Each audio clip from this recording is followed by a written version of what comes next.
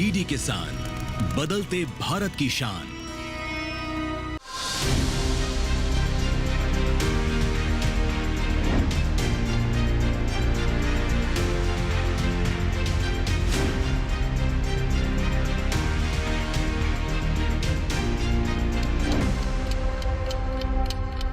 नमस्कार, आप सभी का स्वागत है दूरदर्शन किसान पर और आप देख रहे हैं कार्यक्रम विचार विमर्श। मैं हूं आपके साथ पुलकित शुक्ला।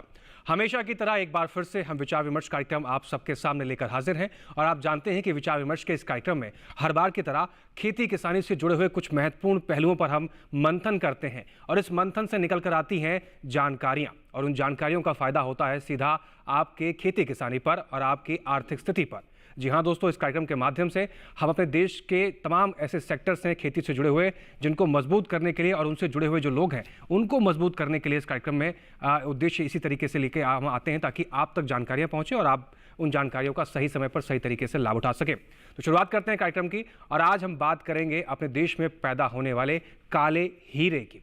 जी हाँ दोस्तों, अब आप सोच रहे होंगे काला हीरा क्या है। काला हीरा यानी कि हमारे देश में 80% से ज़्यादा पैदा होने वाला मखाना।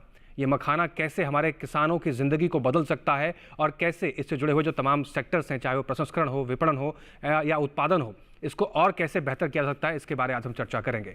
हाल ही में केंद्रीय वित्त मंत्री श्री निर्मला सीतारमण जी ने बजट पेश किया और बजट में मिथिलांचल के लिए एक सौगात के रूप में निर्मला सीतारमण जी ने जो घोषणाएं करी वो काबिल तारीफ थी। हालांकि बिहार वासियों को इसकी मांग काफ़ी समय से चलती आ रही थी। इस बार सरकार ने इस मांगों को पूरा किया और बिहार के अंदर मखाना बोर्ड गठन करने के लिए ये घोषणा की है।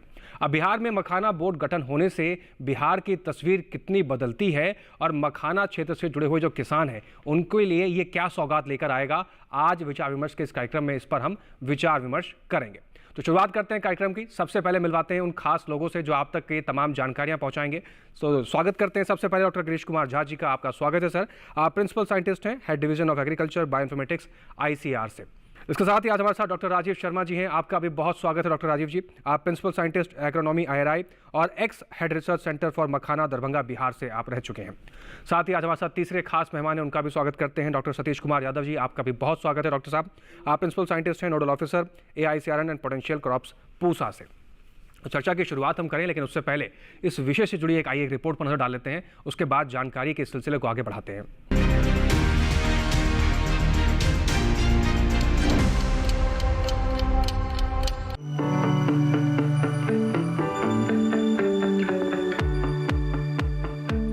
हमारे देश में मखाने की 80% खेती बिहार में की जाती है। बता दें कि मखाना एक तरह का जलीय पौधा है। मखाना को काला हीरा भी कहा जाता है। मखाना की खेती या तो जल जमाव वाले क्षेत्र में जिसकी गहराई 4 से 6 फीट हो या फिर खेतों में अन्य फसलों की तरह ही की जाती है। तालाब विधि की बात करें तो ये मखाना की खेती करने की परंपरागत विधि है। इस विधि में बीज को बोने की जरूरत नहीं होती क्योंकि पहले के साल के तालाब में बचे बीज आगामी वर्ष के लिए बीज का काम करते हैं, जबकि खेती विधि में मखाना के बीज को सीधे खेतों में बोया जाता है या फिर धान की फसल की तरह तैयार पौध की रोपनी नए तालाब में की जाती है। सीधी बुआई की बात करें तो इस विधि में 30 से 90 किलो स्वस्थ मखाना बीज को तालाब में दिसंबर के महीने में हाथों से छिड़कते हैं। बीज को लगाने के 35 से 40 दिन बाद पानी के अंदर बीज का उगना शुरू हो जाता है और फरवरी के अंत या मार्च के शुरू में मखाने का पौधा जल की ऊपरी सतह पर निकल आता है। इस अवस्था में पौधे से पौधे और पंक्ति से पंक्ति के बीच की दूरी 1 मीटर बाय 1 मीटर बनाए रखने के लिए अतिरिक्त पौधों को निकाल दिया जाता है। वहीं रोपाई विधि में स्वस्थ और नवजात पौधों की रोपाई मार्च से अप्रैल के महीने में कतार से कतार और पौधे से पौधे की दूरी 1.20 मीटर बाय 1.25 मीटर पर की जाती है। रोपाई के करीब 2 महीने के बाद चमकीले बैंगनी रंग का एकल फूल जहां तहां से निकलना शुरू हो जाता है। फूल निकलने के 35 से 40 दिनों बाद फल पूरी तरह से विकसित और परिपक्व हो जाते हैं। वहीं खेत प्रणाली मखाना की खेती करने की नई विधि है जिसे मखाना अनुसंधान केंद्र द्वारा विकसित किया गया है। इस विधि द्वारा मखाना की खेती 1 फीट तक पानी से भरी कृषि भूमि में की जाती है। ये मखाना की खेती की बहुत ही सरल विधि है जिससे एक ही खेत में मखाने के साथ साथ धान और अन्य फसलों को उपजाने का अवसर मिलता है। मखाने के पौधों को सबसे पहले नर्सरी में तैयार किया जाता है। रोपाई फरवरी के पहले सप्ताह से लेकर अप्रैल के तीसरे सप्ताह तक की जा सकती है। खरपतवार की बात करें तो मखाने के विकास की प्रारंभिक अवस्था में अवांछनीय पौधों का प्रकोप बढ़ जाता है। ऐसे में शुरुआत में मखाना के खेत से कुछ अंतराल पर खरपतवार को निकालते रहना चाहिए। कीट और रोगों की बात करें तो दूसरी फसलों की तरह ही मखाना की फसल में भी कीट और रोगों का प्रकोप बना रहता है। इसमें मुख्य रूप से एफिड, केसवर्म और जड़ भेदक के प्रकोप का खतरा बना रहता है। केसवर्म और जड़ भेदक का प्रकोप पूरी तरह से विकसित मखाना के पौधों में दिखाई देता है। ऐसे में समय रहते कृषि विशेषज्ञों की सलाह से मखाना में कीट और रोगों पर नियंत्रण कर लेना चाहिए। बता दें कि मखाना के उत्पादन, प्रसंस्करण, मूल्य संवर्धन और विपणन में सुधार लाने के लिए बिहार में मखाना बोर्ड स्थापित किया जाएगा। इस बात की घोषणा इस बार के बजट में की गई है। ये बोर्ड मखाना किसानों का पथ प्रदर्शन करेगा और उन्हें प्रशिक्षण सहायता उपलब्ध करवाएगा।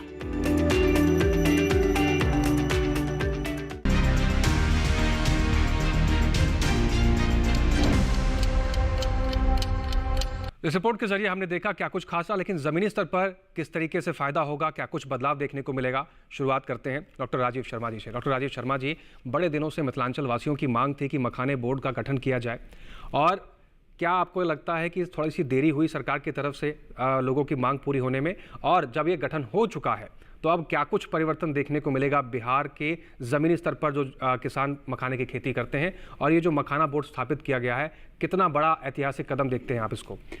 ये शुक्ला जी, बहुत बड़ा हमारी भारत सरकार ने निर्णय लिया है। बहुत दिनों से मांग थी बिहार के लोगों की, क्योंकि किसान जो है मखाना पैदा करता है, इतनी मेहनत करता है, लेकिन उसको दाम नहीं मिलता है। मैं एक छोटा सा उदाहरण दूंगा कि किसान भाई जब मखाना बेचता है तो उसको 200 रुपये किलो के हिसाब से प्रति जो मखाना का दाम मिलता है, और बाजार में पहुंचते पहुंचते 700-800 रुपये किलो मखाना चला जाता है। तो वो बीच का जो गैप है, जो अंतर है, जो किसान ने पाया और जो कंज्यूमर से प्राप्त किया गया लास्ट, उसमें 500-550 का अंतर पैदा हो जाता है। तो वो खत्म करने के लिए भारत सरकार ने ये जो है मखाना बोर्ड स्थापित करने का, उसके माध्यम से कई समस्याओं का हल होगा किसानों के लिए। पहली बात, उनका उत्पादन क्षमता बढ़ेगी, एरिया मखाना के अंदर बढ़ेगा, उसकी पैदावार बढ़ेगी, किसानों को जो मिलने वाली तकनीक है, आधुनिक तकनीक कि कैसी वैरायटी मिलनी चाहिए, क्या किस टाइम खाद डालना चाहिए, उसका ज्ञान किसानों को घर तक पहुंचेगा। दूसरी बात, प्रोसेसिंग की, मखाना में प्रोसेसिंग करना, मखाना के बीज से उसका लावा बनाना इतना कठिन काम है, इतना स्किल्ड काम है, उसके लिए किसानों को ट्रेनिंग दी जाएगी। ट्रेनिंग दे के माध्यम से किसानों को ये बताया जाएगा कि भाई आप मखाना इस प्रोसेसिंग से करोगे तो आपको मुनाफा ज़्यादा होगा। उसके बाद जो तीसरा स्तंभ है मखाना की जो मुनाफे में, वो है मार्केटिंग। मार्केटिंग के अंदर, मखाना के अंदर किसान भाई जो है उधार दुकानदारों को मखाना देते हैं, दुकानदार लोकल जो है सप्लायर उनको देते हैं, फिर दूसरे राज्यों में जाता है, एक्सपोर्ट होता है। उसके जो कड़ी है वो छोटी होगी। अब कड़ी के अंदर 5 आदमी इन्वॉल्व हैं। उसके बोर्ड स्थापित होने से उस कड़ी में कुछ लोगों की कमी हो जाएगी, जिससे किसानों को अधिक से अधिक मुनाफा प्राप्त होने में की संभावना ज़्यादा बढ़ जाएगी। और रही बात जैसे एक्सपोर्ट है, एक्सपोर्ट के लिए जो कुछ कानून हैं उनमें भी बदलाव होगा। एक्सपोर्ट आसानी से कर सकेंगे किसान भाई, लोकल लेवल पर भी एक्सपोर्ट हो सकेगा। और एक्सपोर्ट में जो जैसे पहले बात होती थी भाई एचएस टैग, एचएस टैग क्या है? एक हार्मोनाइज सिस्टम है जिसके माध्यम से इंटरनेशनल लेवल पे, अंतर्देशीय स्तर पे जो है मखाना का जो है मखाना के प्रोडक्ट्स का एक्सपोर्ट कर सकेंगे। उस एक्सपोर्ट्स में जो प्रॉब्लम्स हैं उनका समाधान इस जो है मखाना बोर्ड के माध्यम से कम होगा। बिल्कुल, तो ये तमाम फायदे होंगे। कुल मिलाकर कहें कि एक छत के नीचे जो तमाम समस्याएं थी उसका समाधान इस बोर्ड के गठन होने के बाद मिल सकेगा, और किसान भाई उत्पादन को कैसे बढ़ाएं इसकी ट्रेनिंग दी जाएगी। उत्पादन के बाद फसल प्रबंधन किस प्रकार से करें इसके बारे में जानकारी दी जाएगी। उसके बाद विपणन कैसे करें, प्रसंस्करण कैसे करें, इन तमाम चीज़ों का समावेश इस एक छत के नीचे इस बोर्ड के गठन होने के बाद होगा। लेकिन चिंता का विषय एक रहता हमेशा कि किसान को अपनी उपज का सही दाम नहीं मिल पाता, चाहे वो मखाने की हो चाहे कुछ और हो। रुक करते हैं डॉक्टर गिरीश कुमार झा जी का। झा आज ये आपसे समझने की कोशिश करते हैं, जैसे राजवीर शर्मा जी ने कहा कि 200 रुपये का उसको पड़ता है, लेकिन बाजार में आते आते वो 800 रुपये 1000 रुपये किलो हो जाता है। ये जो गैप है 800 से लेके 200 रुपये के बीच का, ये गैप कहाँ जाता है और किसान भाई डायरेक्ट इसको 800 रुपये तक क्यों नहीं बेच पाते? कहाँ समस्या है और ये बोर्ड गठन होने के बाद इस समस्या को कैसे निस्तारित किया जाएगा? देखिए, जैसा कि अभी आपने बताया कि इस बजट में एक मखाना बोर्ड स्थापित किया जाएगा और मेरे हिसाब से ये एक ऐतिहासिक कदम हुआ और इस कदम के लिए सर्वप्रथम मैं वर्तमान सरकार को जो है धन्यवाद देना चाहूँगा, तमाम बिहार की जनता की तरफ से और ख़ास करके मिथिलांचल की जनता की तरफ से, और मैं अपने तरफ से भी, क्योंकि मैं मिथिलांचल क्षेत्र से आता हूँ। ये बहुत ही, इस कदम का बहुत ही दूरगामी प्रभाव होगा। और जैसा कि अभी राजवीर जी ने बताया कि इस जो बोर्ड होगा इसका काम सर एक स्टेप पे होगा, प्रोडक्शन साइड में भी होगा, जो उत्पादन में भी होगा, प्रसंस्करण में भी होगा, मूल्य संवर्धन में भी होगा और विपणन में, इस सभी क्षेत्रों में अपनी रणनीतियाँ तैयार करेगी।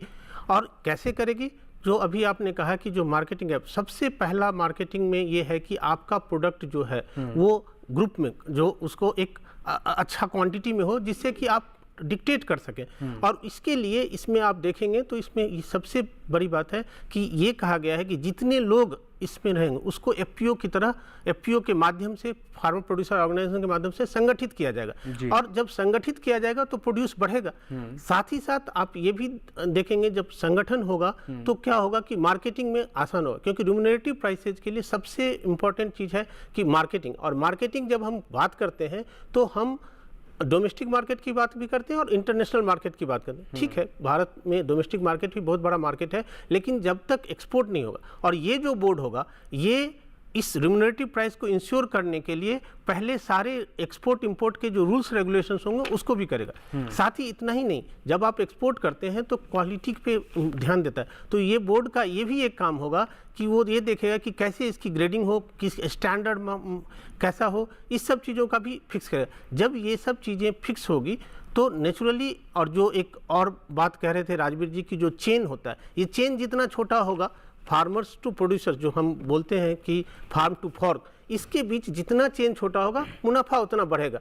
अभी क्या है कि चेन जितना बड़ी होगी, अनडाउटेडली इसमें कोई संशय नहीं है कि मखाना के क्षेत्र में अगर आप देखेंगे लास्ट 5 साल में काफ़ी निर्देश लिए गए हैं। और एक बहुत अहम मुद्दा है, जैसे कि हम अभी बात करेंगे आगे, कि जीआई ज्योग्राफिक इंडिकेशन टैग भी मिला है, लेकिन रेट में भी अगर आप देखेंगे, जैसे ही हम एक्सपोर्ट मार्केट की तरफ बढ़े हैं, आप देखेंगे रेट में करीब करीब हम देख सकते हैं कि जो रेट 200-300 हुआ करता था आज 1000-1200 का रेट है। तो रेट में भी मुनाफा हुआ। उसका मेन एक्सेस ये है कि डिफरेंट एरियाज में एक्सपोर्ट बढ़ा है। तो अगर हम अनटैप्ड पोटेंशियल जो है, जो डिफरेंट मार्केट्स है, उसको अगर हम टैप करेंगे तो प्राइस बढ़ेगा। पहली बात है, क्वालिटी पे ध्यान देंगे और उस चेन को कम करेंगे, इस सब चीज़ों में। और ये सारी चीज़ें जो है बोर्ड के दायरे में रहेगा। जी, बोर्ड के दायरे में बहुत सारी चीज़ें रहेंगी, एक्सपोर्ट भी हम कर पाएंगे, तमाम निर्देश आपने बताया कि जारी किए गए हैं। लेकिन सवाल यहाँ पर अभी भी है कि इतना उत्पादन होने के बावजूद भी किसान भाइयों को उनकी उपज का सही दाम मखाने में क्यों नहीं मिल पाता, जबकि मखाने की इतनी पोटेंशियल है, सुपर फूड के नाम से हम जानते हैं। फिलहाल इस पर लौटूंगा मैं आपके पास, लेकिन डॉक्टर सतीश कुमार यादव जी का रुख कर लेते हैं। डॉक्टर सतीश कुमार जी, हम काला हीरा कह रहे हैं, सुपर फूड कह रहे हैं, उत्पादन भी हमारी अच्छी खासी है, लेकिन फिर भी क्या कमी रह गई है जिसकी वजह से अभी बिहार के जो मखाना के किसान हैं आज उस लेवल पर डेवलप नहीं हो पा रहे हैं जिस लेवल पर डेवलपमेंट होना चाहिए था? बिहार जो बोर्ड गठन किया गया है, बिहार से सटे हुए जो तमाम राज्य हैं जहां पर इसका उत्पादन होगा, क्या सिर्फ बिहार को फोकस करके ये डेवलपमेंट देखने को मिलेगा, या भारत के पैन इंडिया की अगर हम बात करें, जितने भी मखाना के किसान हैं, उत्पादक हैं, सबको इससे फायदा मिलेगा? जी, इसमें मैं 2-3 बातों की तरफ ध्यान आपका चाहूँगा जी, कि पहले भी देश में बहुत सारी फसलों पर बोर्ड स्थापित किए गए हैं, और अब मखाना बोर्ड की स्थापना हुई है या होगी, अभी घोषणा हुई है, तो ये बहुत ही सराहनीय कदम है। मखाना केवल बिहार का नहीं है, मखाना खाने की चीज़ है और पूरे राष्ट्र में और बाहर भी इसकी खेती, इसका उत्पादन लगातार हो रहा है जी। लेकिन बिहार की तारीफ इसलिए की जानी चाहिए कि पूरे देश में जितना मखाना उत्पादन होता है उसका 90% केवल बिहार राज्य से आता है। इसके अलावा जम्मू कश्मीर, हिमाचल, आसाम, पश्चिम बंगाल, इनके जो लो लाइंग एरियाज़ हैं जहाँ पर पानी भराव जमाव की स्थिति रहती है वहाँ मखाना की खेती हो सकती है और हो रही है। अब ये कि मखाना बोर्ड की स्थापना के बाद जो चीज़ें हैं वो ठीक से चैनलाइज हो जाएंगी। उससे पहले किसानों ने अपने तालाब में बीज डाल दिया, कुछ रह गया, अगले सीजन में वो फसल तैयार हो गई। लेकिन वैज्ञानिक प्रभाव भी साथ साथ है, सरकार का आशीर्वाद भी साथ साथ है। तो वैज्ञानिक तो उसको एक पद्धति के तहत खेत में लगाने का प्रयास कर रहे हैं। खेत में कम लागत में कम बीज में ज़्यादा पैदावार होती है। और जो हमारे प्राकृतिक तालाब है जी, उनमें ज़्यादा पानी में मखाना खड़ा रहता है, ज़्यादा मेहनत लगती है, उसमें से मखाना निकालना बहुत मुश्किल काम है। क्योंकि मखाने के पत्तों में और उसके स्टेम में बहुत सारे कांटे होते हैं। तो उनमें बहुत आसानी से हम जो मखाना घर में बैठे खाते हैं सफ़ेद रंग का, उसके पीछे बहुत ज़्यादा मेहनत है किसानों की। बिल्कुल। और वो जो एंटरप्रेन्योर्स हैं जो उस मखाने को खेतों से निकाल के हमारी टेबल तक पहुंचाते हैं, उनकी मेहनत भी है। इन सब की मेहनत में सरकार का मखाना बोर्ड बनाना और उसका बीच में इंटरवीन करना, वो इस चीज़ को बहुत तेज़ी से एक्सपेडाइट करेगा, किसानों के आय को भी, मखाना उत्पादन को भी। एक सवाल आपका बीच में था कि भाई इसके किसानों की आय बढ़ाने के लिए क्या कर सकते हैं, क्या करना चाहिए। देखिए, जो सीमांचल एक जगह है, मिथिलांचल है और कोसी है, ये 3 अलग अलग जगह हैं जिसके अंडर में, जिनके नीचे 6-7 जिले बिहार के आते हैं। बिल्कुल। कोसी को आज तक हम सौरो बिहार कहते आए हैं। मीन्स कि वो एक प्रकार से विनाशकारी नदी के रूप में, जब भी रेनी सीजन आता है, मानसून आते हैं, तो कोसी में इतनी बाढ़ आती है कि आसपास के खेत और गांव और ज़िले भर जाते हैं और उतनी गाद और कीचड़ उनमें आता है कि अगली फसल भी तैयार होने की स्थिति नहीं रहती है।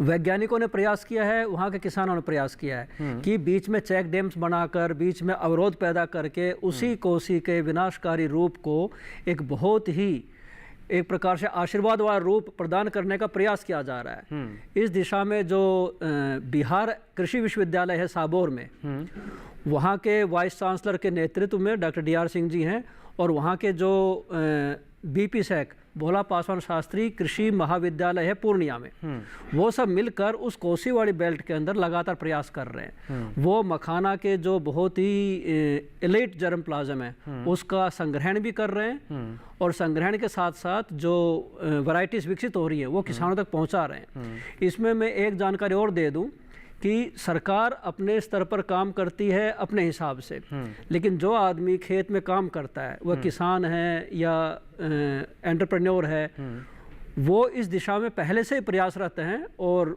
मिथिलांचल और सीमांचल रीजन के जो किसान हैं, उन्होंने किसान संघ बनाया है, वही भोला पासवान शास्त्री कृषि महाविद्यालय के देख रेख में, उनकी मेहनत से, और उन किसान संघ ने मिलकर GI टैग के लिए अप्लाई किया, ज्योग्राफिकल इंडिकेटर टैग। उससे सन 2022 में मखाना को मिथिलांचल मखाना के नाम से अंतर्राष्ट्रीय स्तर पर पहचान मिली है जी। और वो पहचान मिलने के बाद से मखाना की जो एक अवेयरनेस आई आम जनता के बीच में, वो अवेयरनेस बढ़ी है। तो अवेयरनेस जब बढ़ती है तो उसकी डिमांड बढ़ती है, डिमांड बढ़ेगी तो उसकी आय बढ़ेगी। बिल्कुल, ये सब चीज़ें तो एक दूसरे से कोरिलेटेड हैं। और हमारे साथ डॉक्टर गिरीश झा जी हैं जो इकोनॉमिक्स के एक्सपर्ट हैं, वो इसको भली भांति जान पाएंगे और बता पाएंगे जी। उसमें GI टैग के साथ साथ जो साबौर विश्वविद्यालय है जी, उनके ही तत्वाधान में पूर्णिया कॉलेज वाले वैज्ञानिक हर जिले में एक किसान संघ बनाया है। और उस किसान की सबसे खास बात यह है कि सारा का सारा विमेन एम्पावरमेंट है। उसके प्रधान, उप प्रधान, उसके सचिव, सारी की सारी महिलाएं हैं जो उन किसान संघों को हर जिले के स्तर पर हैंडल कर रही हैं जी। और केवल मखाना के लिए। तो ये सारी चीज़ें जब कोरिलेट होती हैं आपस में, जब इनका सामंजस्य बनता है तो चीज़ें बहुत तेज़ी से आगे बढ़ती हैं। बिल्कुल, और आउटपुट निकल के आता है। सतीश कुमार जी, ये बात किसी से छुपी हुई नहीं है कि कृषि के क्षेत्र में जितने भी संस्थान भारत सरकार के हैं, जितने भी वैज्ञानिक हैं और जिन जिन लोगों का आपने जिक्र किया, इन सभी का योगदान शामिल है। और कृषि क्षेत्र में जो कीर्तिमान स्थापित किए हैं, ये सभी कहीं ना कहीं आप लोगों की मेहनत से ही है कि इतना रिसर्च होता है और उसके बाद ज़मीनी स्तर पर इसका आउटपुट देखने को मिलता है। आप लोगों की भी हिम्मत को हम सलाम करते हैं और हम कोशिश करते हैं हर बार इस कार्यक्रम के माध्यम से कि इन तमाम चीज़ों का जो समन्वय निकलकर, जो आउटपुट निकलकर किसानों तक पहुंचे, उसका लाभ ले सके। इसी तरह की जानकारी को हम आगे और बढ़ाएंगे, लेकिन फिलहाल यहाँ वक्त हो गया एक छोटे से ब्रेक का। आप बने रहें, देखते रहें विचार विमर्श। हम जल्द लौट रहे हैं।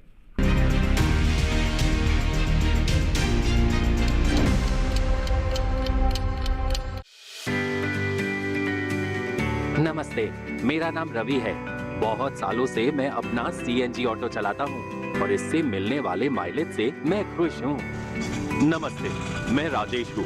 मैंने कुछ महीने पहले कंप्रेस्ड नेचुरल गैस पर स्विच किया है। CNG कम कीमत पर अधिक फायदा देती है और ये आसानी से उपलब्ध है। CNG एक प्रदूषण रहित ईंधन है। इसकी उच्च इग्निशन तापमान के लिए धन्यवाद। आज ही CNG अपनाएं। भारत सरकार द्वारा किसानों के विकास के लिए कई योजनाएं चलाई जा रही हैं। सरकार आश्वस्त है कि किसान फसल काटने के तुरंत बाद उपज का सुरक्षित भंडारण वैज्ञानिक भंडारण संरचनाओं में करें और बाजार में सही दाम मिलने पर ही उसे बेचें। किसानों द्वारा WDRA पंजीकृत गोदामों में रखी हुई उपज पर बैंक से ऋण लिया जा सकता है। भारत सरकार ने एक डिजिटल गेटवे ई-किसान उपज निधि का विकास किया है। इससे किसान को बैंक के पास बार बार जाने की आवश्यकता नहीं होगी। किसान जन समर्थ पोर्टल पर रजिस्टर करेंगे। गेटवे का रूल इंजन आवेदक की अर्हता चेक करेगा तथा विभिन्न विकल्प प्रस्तुत करेगा। चयनित विकल्प के आधार पर संबंधित बैंक ऋण राशि का वितरण करेगा। इस डिजिटल गेटवे के माध्यम से उन्हें अपनी फसलों को सही दाम में बेचने की आजादी मिलेगी।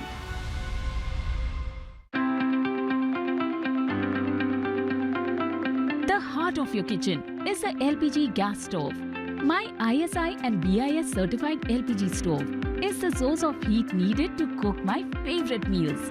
So I can safely and happily enjoy cooking.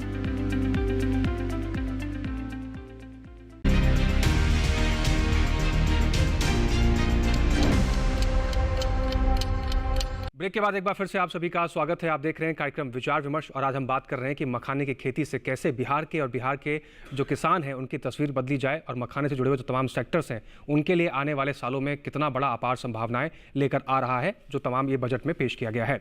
रुक करते हैं एक बार राजीव शर्मा जी का। राजीव शर्मा जी, आप क्योंकि हेड भी रहे रिसर्च सेंटर दरभंगा में और आपने बहुत से बदलाव भी देखे, आपके अंडर में बहुत सारे कीर्तिमान मखाने के क्षेत्र में स्थापित हुए। इसी दौरान मखाना की एकीकृत कृषि प्रणाली मॉडल विकसित किया गया दरभंगा के अंदर। और अगर इस मॉडल की अगर हम बात करें तो इस मॉडल से मखाने की खेती में क्या डेवलपमेंट हुआ, आगे की किस तरीके से रास्ते इसके लिए खुल गए हैं और अब इस बोर्ड के गठन होने के बाद क्या कुछ कार्य होंगे मखाने को और विस्तार देने के लिए?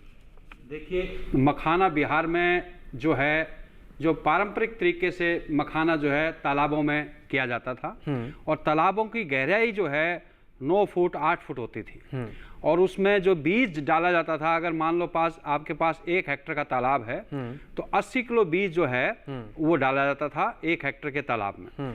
और क्या होता था कि उसमें जो है फसल करीब 9 महीने में तैयार होती थी।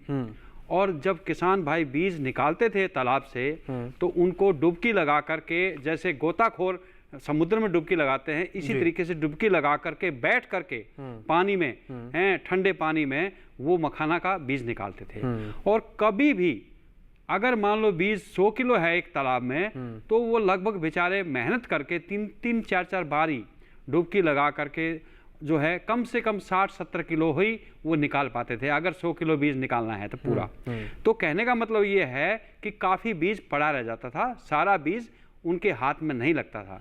इसके कारण पैदावार जो है तालाब में जो है करीब 15 से 16 क्विंटल प्रति हेक्टेयर की दर से उनको मिलती थी। उस चीज़ के बदलाव के लिए धीरे धीरे तालाब कम होने लगे।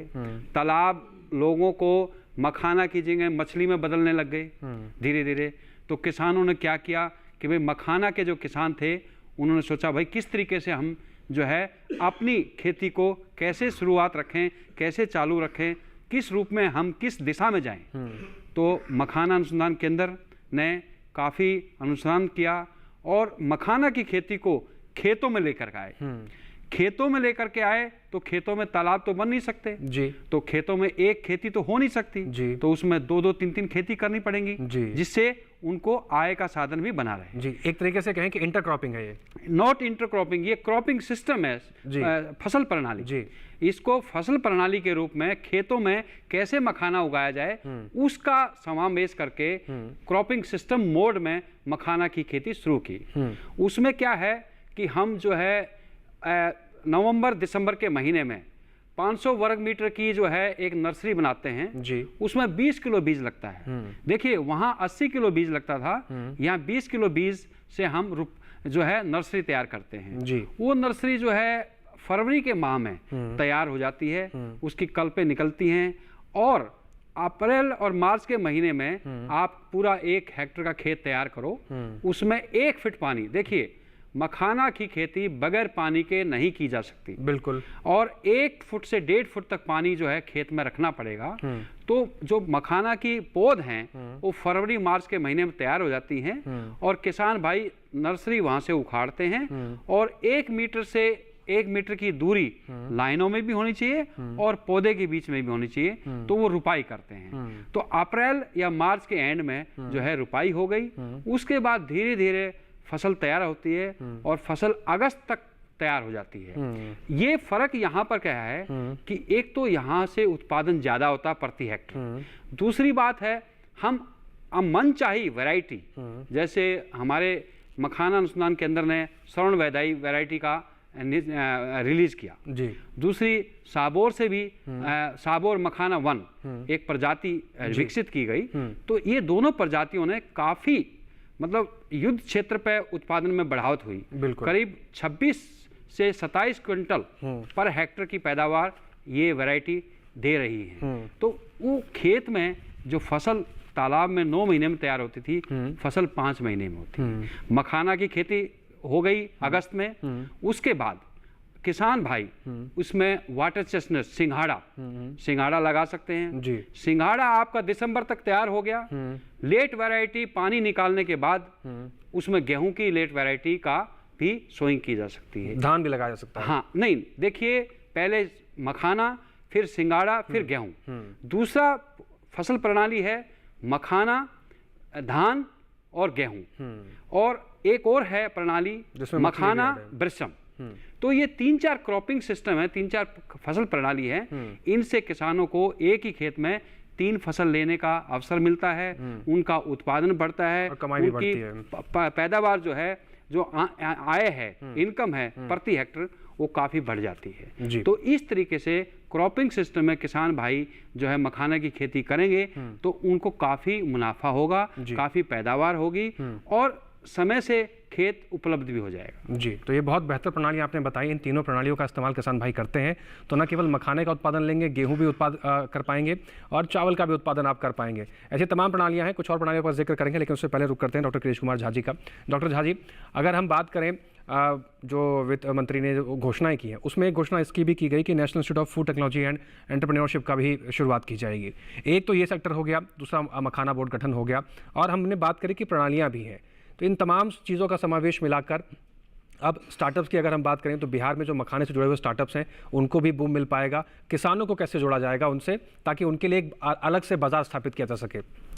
जैसा कि आपने कहा कि बोर्ड की स्थापना की गई है, साथ ही आपने ये भी कहा कि निफ्टेम जो इंस्टीट्यूट है, बिल्कुल, उसकी स्थापना की गई है। और तो पहला स्टेप जो अभी तक आप डिस्कस कर रहे थे प्रोडक्शन साइड में, जब भी तो पहला स्टेप हो गया कि हमने उत्पादन कर लिया। बिल्कुल। उत्पादन के बाद जो दूसरा इसका जो अहम मुद्दा है वो प्रसंस्करण का है, जो हम कहते हैं कि प्रोसेसिंग का है। प्रोसेसिंग करेंगे और प्रोसेसिंग के बाद जो वैल्यू एडिशन है, जो हम मार्केट को प्रोडक्ट में लेके जाएंगे, और विपणन है, जो मूल्य संवर्धन है और विपणन है। तो आप अभी 2 चीज़ों को साथ में कर रहे हैं। तो ये जो इंस्टीट्यूट है ये पोस्ट हार्वेस्ट टेक्नोलॉजी का इंस्टीट्यूट होगा, और इसमें तरह तरह के वैल्यू एडिशंस, अभी बहुत सारे वैल्यू एडिशन जो मूल्य संवर्धन हो चुका है। अब आप देख रहे होंगे कि डिफरेंट पैकेजिंग साइज में मखाना के फ्लेवर्ड, जो मखाना फ्लेवर्ड आ रहे हैं, मखाना पॉप्स आ रहे हैं, अब मखाना के पास्ता भी आ रहे हैं, मखाना खीर आ रहा है।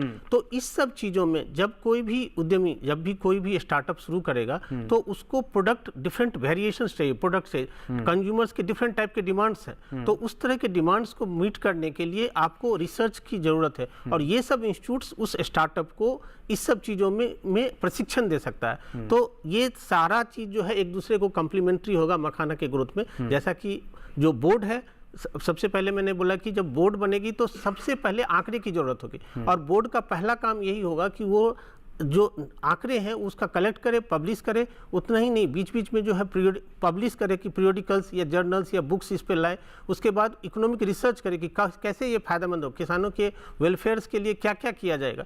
ये सब चीज़ों के लिए एक, अब जहाँ की हमने पहले ही बताया कि हमारे जो ICAR की ऑलरेडी वहाँ पे राष्ट्रीय मखाना अनुसंधान केंद्र है, एग्रीकल्चर यूनिवर्सिटी में भी हो रही। इसके अलावा जो पोस्ट हार्वेस्ट के लिए अभी भी हमारा ICAR का जो central institute of post harvest post engineering and CIPHET जो लुधियाना में है, वो इसके लिए वैल्यू एडिशंस के लिए प्रोसेसिंग में, मैकेनाइजेशन में काम कर रहा है। लेकिन ये निपटम एक अहम होगा, क्योंकि आप उस लोकेशन का भी इम्पोर्टेंट है। कोई भी किसान वहाँ पे जाता, कोई स्टार्टअप जाता, किसी चीज़ की सोचने, तो इससे क्या होगा कि वैल्यू एडिशन से जो है हमेशा आपको प्राइस में इजाफा होगा, और जो इनकम, जो आप आमदनी की बात कर रहे थे, आमदनी में इजाफा होगा। तो इस तरह से ये सारे एक साथ में समन्वय करके चलेंगे।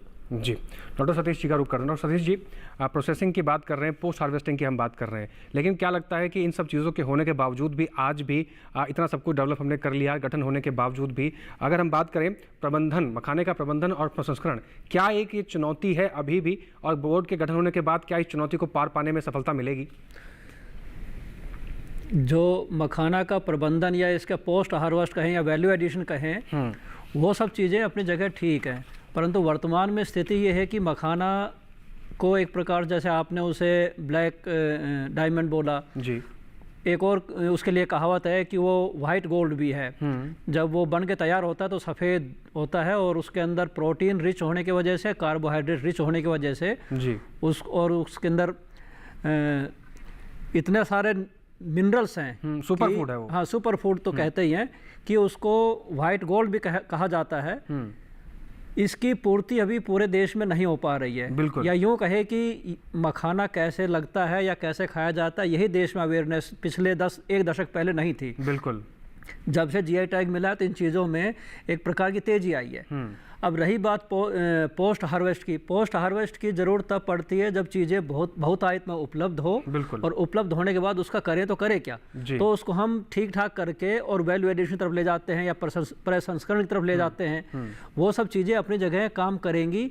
जैसे ही इसको बूस्ट मिलेगा, मखाना बोर्ड बनने के बाद बहुत सारी चीज़ें अवतरण में आएंगी, बहुत सारी चीज़ें प्रोसेस में आएंगी, बहुत सारी चीज़ें चैनलाइज होंगी।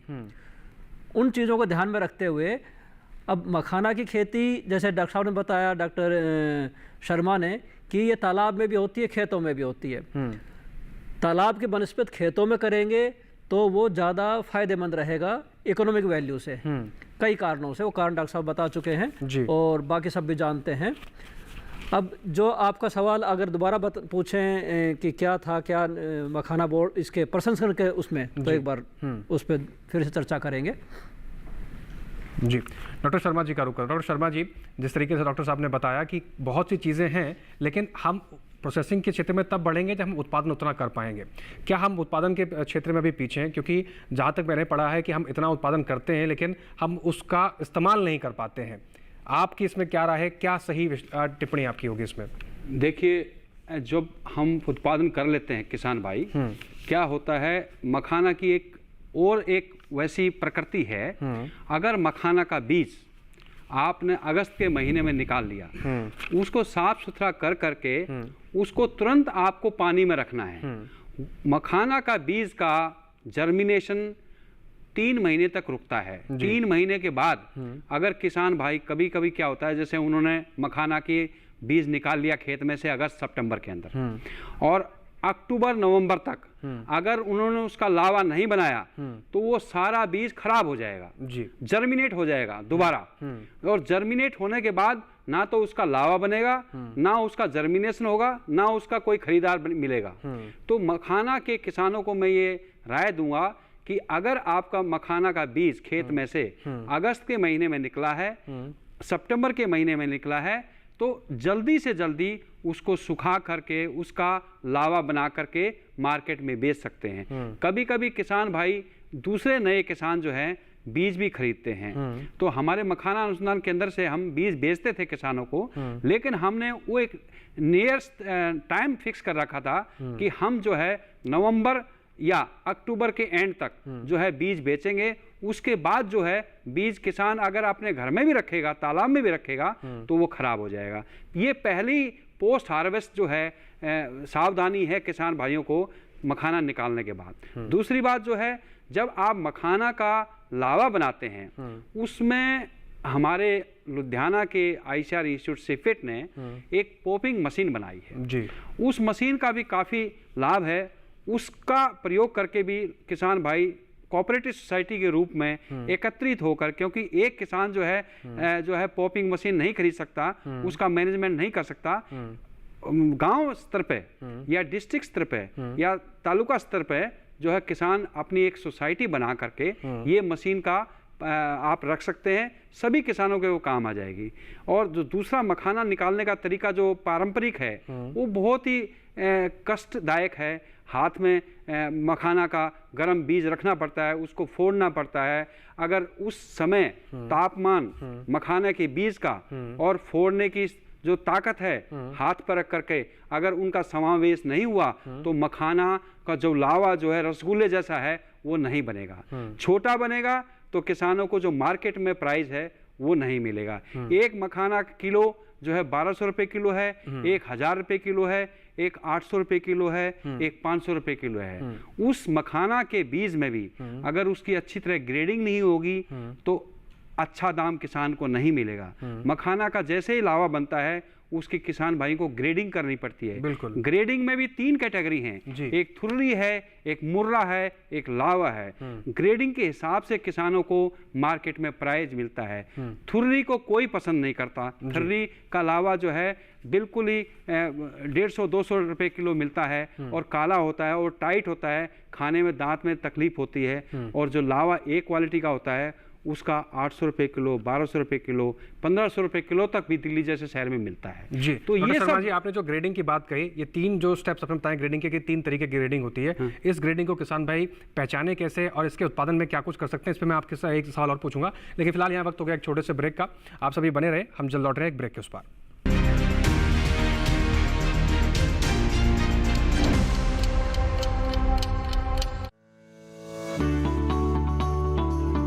Are you tired of filling fuel for your vehicle often? Switching to fuel-efficient driving is the only way out. Save fuel cost by predicting the traffic ahead of you so you can slow down by coasting. Maintain driving speed below 55 kilometers per hour. Use the right gear and clutch. Use air conditioning sparingly. Avoid idling your vehicle at red light. Drive smarter and fuel your savings.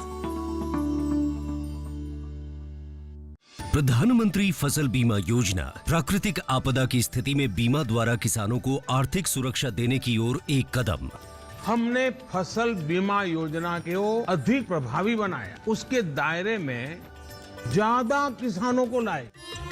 बढ़ता है विश्वास जब मिलती है सहूलियत। मेरी policy मेरे हाथ। बढ़ता है विश्वास जब अपनी भाषा में मिलती है जानकारी। माझी पॉलिसी माझ्या हाती। बढ़ता है विश्वास जब पहुंचती है आपकी फसल बीमा पॉलिसी आप तक। मारी पॉलिसी मारे हाथ। बढ़ता है विश्वास जब पॉलिसी की एक एक बात समझाते हैं द्वार पर आकर। जन पॉलिसी जन कैयल। मेरी पॉलिसी मेरे हाथ अभियान के तहत बीमा कंपनियां पहुंचा रही हैं आपकी फसल बीमा पॉलिसी आपके द्वार। अपनी फसल बीमा पॉलिसी और जानकारी लेने जरूर आएं। फसल बीमा से संबंधित जानकारी के लिए हेल्पलाइन नंबर 14447 पर कॉल करें। फसल बीमा कराओ, सुरक्षा कवच पाओ।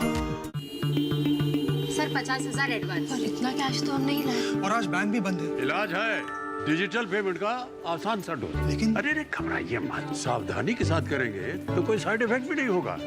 फोन लाइए मुझे, यहाँ फोन लगाइए। डिजिटल पेमेंट से लेन देन हो सकता है आसान, सुरक्षित और तेज। मैंने तो इन्हें डिजिटल पेमेंट सिखा दिया है, आपने क्योंकि आरबीआई कहना है कि डिजिटल पेमेंट अपनाओ, औरों को भी सिखाओ।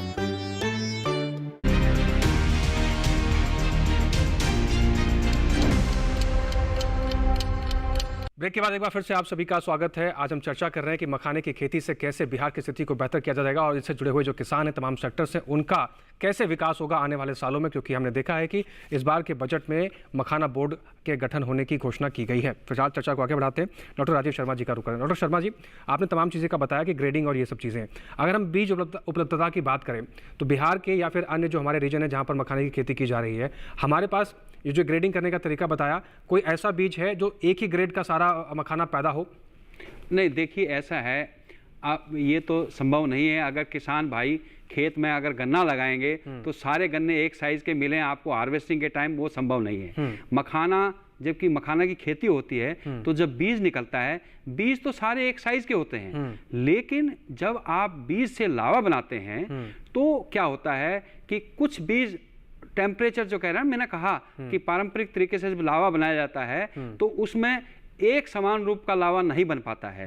जो छोटा लावा होता है जिसके ऊपर कवर रहता है, काला काला होता है, आपने देखा होगा अगर मखाना का पैकेट आप बाजार में लेंगे तो कुछ मखाना के जो सफेद होता है उसके ऊपर काली परत होती है, उसको बोले थुर्री। अगर उसमें ज्यादा काला कवर है तो वो थुर्री की कैटेगरी में आता है और उसको दाम कोई भी पसंद नहीं करता कंज्यूमर। तो इस तरीके से अलग अलग तरीके से जो अलग अलग ग्रेडिंग होती है मखाना की, वो मिलती है। सारा का सारा, अगर मान लो आप 100 किलो मखाना का बीज को लावा बनाएंगे तो आप, ये संभव नहीं है कि 100 किलो का 100 किलो लावा, 100 किलो का 100 बीज जो है आपको लावा कैटेगरी का मिले। उसमें कुछ % थुर्री मिलेगी, कुछ मुर्रा मिलेगा, कुछ लावा मिलेगा। हाँ, लेकिन इसकी जो अमाउंट है, इसकी मात्रा आप अगर सावधानी रखेंगे तो कम की जा सकती है। मतलब थुर्री कम हो, लावा ज़्यादा हो तो किसान को मुनाफा ज़्यादा मिलेगा। जी, डॉक्टर गिरीश कुमार झा जी का रुख करते हैं। डॉक्टर गिरीश कुमार जी, अब अगर हम बात करें पैकेजिंग की, मखाना उत्पादन हो गया, फसल कटाई कर ली, अब हम बात करते हैं उसकी पैकेजिंग को लेकर और उसकी प्राइसिंग को लेकर। ये दोनों जो फैक्टर्स हैं कितना बड़ा रोल प्ले करते हैं किसान भाइयों की कमाई को बेहतर करने में के लिए, और किन बातों का ध्यान रखना चाहिए कि पैकेजिंग किस प्रकार से हो, प्राइसिंग किस हिसाब से हो, इसको कैसे देखा जाए? देखिए, जो किसान की आमदनी है वो दो ही चीज़ पे डिपेंड करता है। अगर कितना प्रोडक्टिविटी, कितना आपका यील्ड हुआ, अगर ज़्यादा यील्ड होगा तो नेचुरली ज़्यादा मुनाफा होगा, और साथ साथ कैसा प्राइस आपको मिला। अगर प्राइस ज़्यादा यील्ड भी हो गया, अगर प्राइस अच्छा नहीं मिला तो मुनाफा नहीं होगा। तो यील्ड के लिए, जैसे कि हमने कहा कि एक आपको अप्रोप्रिएट पैकेज एंड प्रैक्टिसेज जो कि राष्ट्रीय मखाना अनुसंधान के द्वारा आप प्रशिक्षण ले सकते हैं। जब भी कोई किसान, मैं यही कहूँगा कि अगर किसान शुरू करना चाहता है इस तरह का बिजनेस, कोई भी नया आदमी जब अगर प्रोडक्शन शेड में आना चाहता है तो पहले वो प्रशिक्षण ले ले।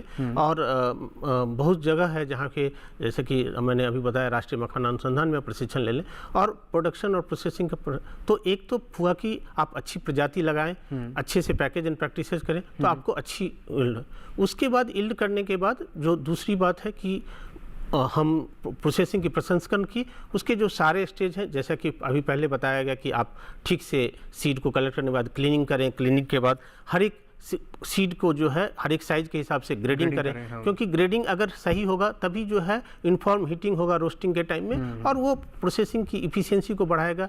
उसके बाद जो मॉइस्चर्स का टाइम का रोस्ट, जब भी हम जो है प्री हीटिंग करते हैं या प्राइमरी रोस्टिंग करते हैं, फिर जब हम पॉपिंग करते हैं, फिर पॉपिंग करने के बाद भी पॉपिंग का भी ग्रेडिंग करना चाहिए। क्योंकि आजकल जो कंज्यूमर्स हैं वो बहुत चूजी हो गए। क्योंकि और सबसे बड़ी बात है कि अगर कोई अच्छा पैसा देना चाहता है तो नेचुरली अच्छा क्वालिटी, तो पॉपिंग के साइज के हिसाब से कि वो 4 सूता का फंस, उस हिसाब से आप पॉप्स को भी पहले ग्रेडिंग कर लें और ग्रेडिंग के बाद फिर पैकेजिंग करें। आजकल एक से एक जो है मशीनें आ गई हैं पैकेजिंग के लिए। मैंने पहले भी बताया कि ICAR की सीपेट इंस्टीट्यूट है लुधियाना में, जहाँ पे इस तरह की ट्रेनिंग दी जाती है।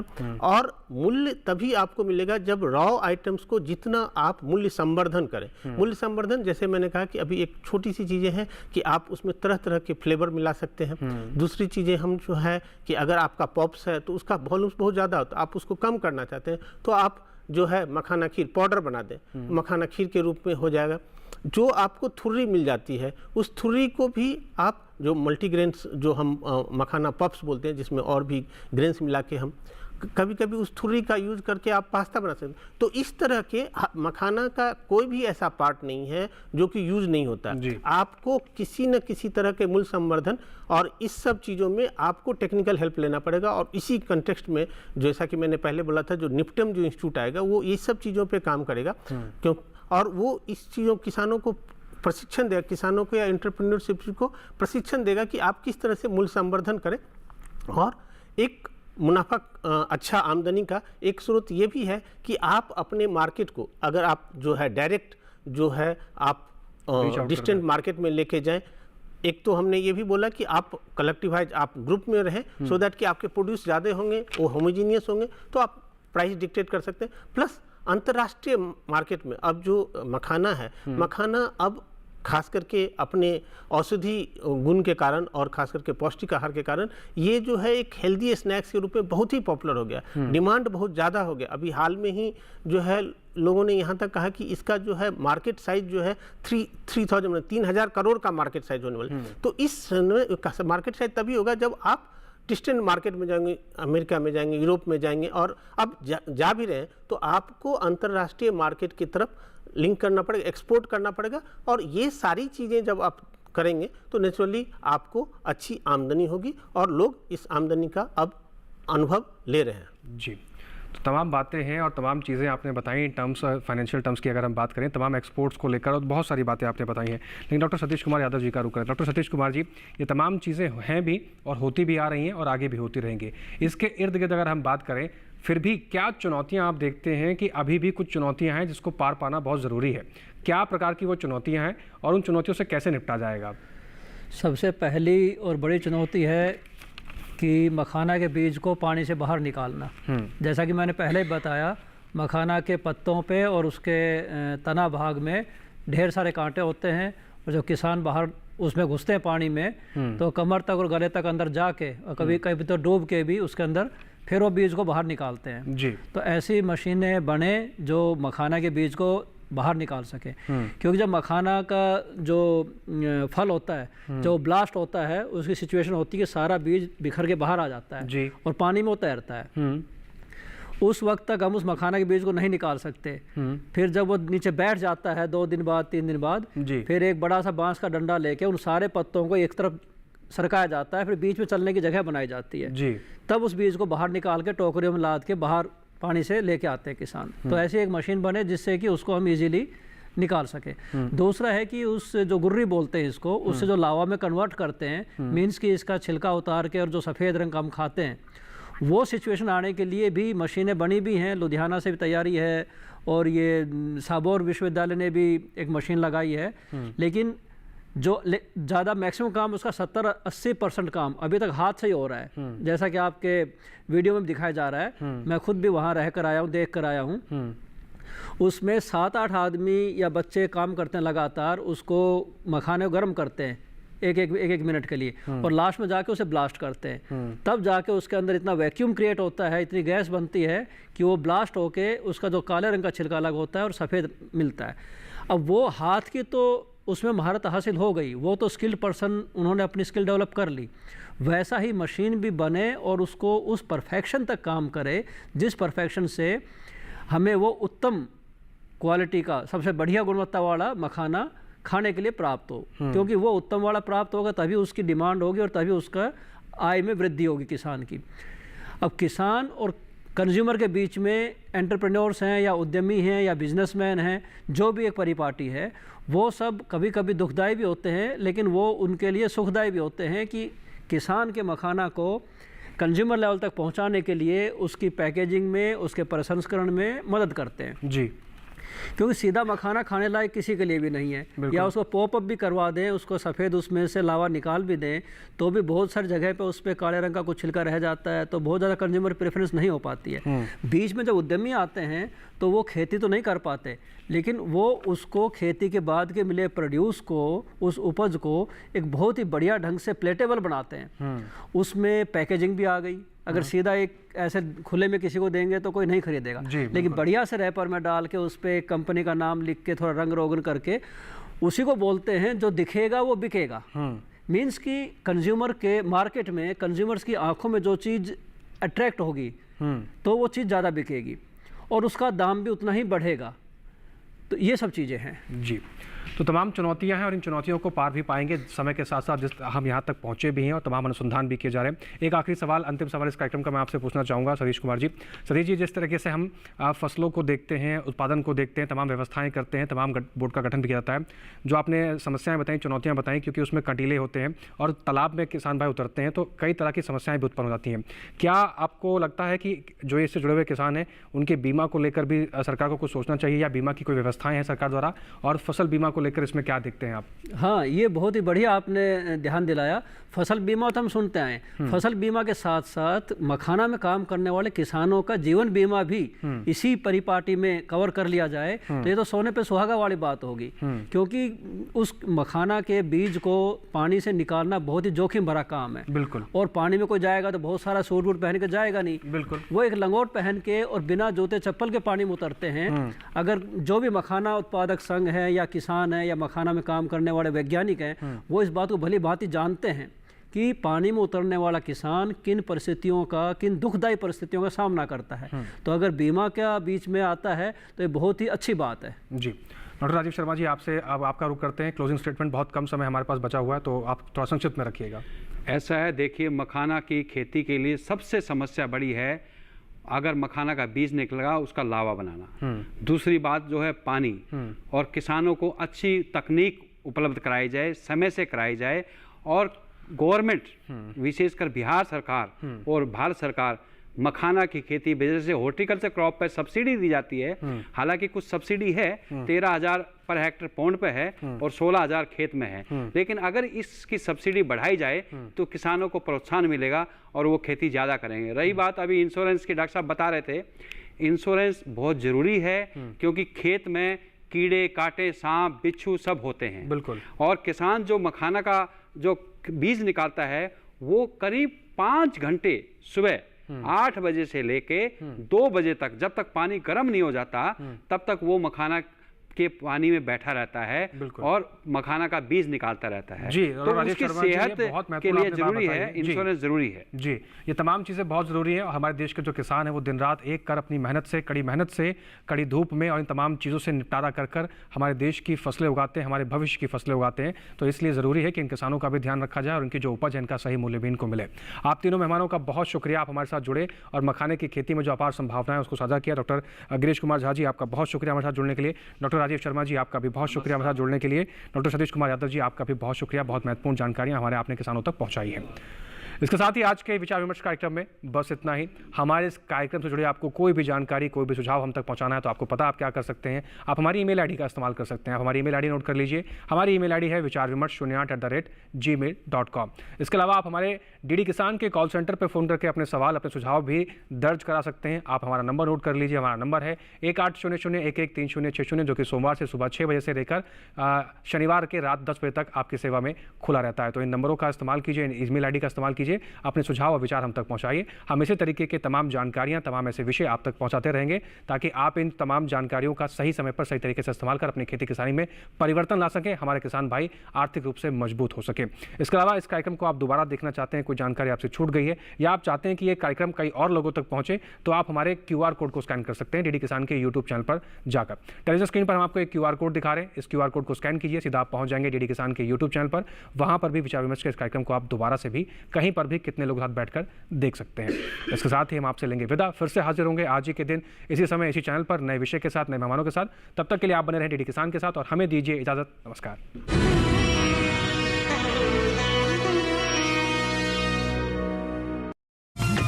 मन की बात है जन जन की।